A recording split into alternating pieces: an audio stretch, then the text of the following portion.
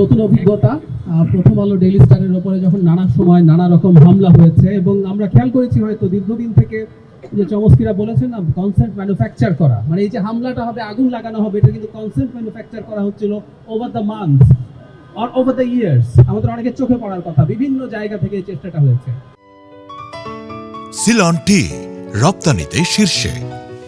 অ্যাক্টিভিস্টের জায়গা থেকে আজকে ঘটনাচক্রে সরকারের অংশ এবং যে কথা আমাদের দুজন মাননীয় মন্ত্রী বললেন, আমরা অবশ্যই অ্যাট এনি কস্ট এটার বিরুদ্ধে ব্যবস্থা নেব, যা যা হয়েছে আইনগত। কিন্তু একটা জরুরি দায় সম্ভবত আমাদের আছে যে কনসেন্ট ম্যানুফ্যাকচার করার যখন চেষ্টা হয় সেই চেষ্টার বিরুদ্ধে দাঁড়ানো। আমরা খেয়াল করি যে কোনো পত্রিকা, সেটা তার নিজস্ব ইডিওলজিক্যাল স্ট্যান্সও থাকতে পারে, যদি সেটা থাকেও থাকে তার সমালোচনা হতে পারে, তার বিরুদ্ধে নিয়মতান্ত্রিক যে কোনো প্রতিবাদ হতে পারে, আমরা এই পর্যন্ত রাজি আছি।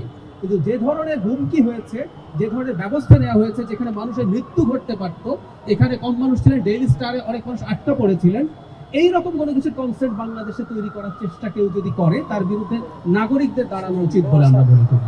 আমি ডিফার করতে পারি, কিন্তু এই ধরনের কোনো চেষ্টা কোনোভাবে যেন না হয়। সো আমরা সরকারের দিক থেকে যা যা ব্যবস্থা নেয় সেটা নেব। আর নাগরিক হিসাবে আমরা একটা গণতান্ত্রিক বাংলাদেশ গড়ে তুলতে চাই।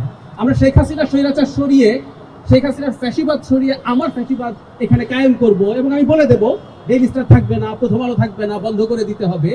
এটার জন্য আমরা আসলে শেখ হাসিনার বিরুদ্ধে লড়াই করিনি। খুব ক্ষুদ্র একজন কর্মী হিসাবে শেখ হাসিনার সেই স্বৈরাচারের বিরুদ্ধে লড়াই করার হিসাবে আমি বলতে চাই, আমরা একটা গণতান্ত্রিক বাংলাদেশ তৈরি করতে চেয়েছি এবং সংবাদ মাধ্যম এই চেষ্টাটা যেন করে তাদের জায়গা থেকে, যেন বাংলাদেশে আর কোনোদিন এসব না হয়। সরকারের কাজ সরকার নিশ্চয়ই করবে।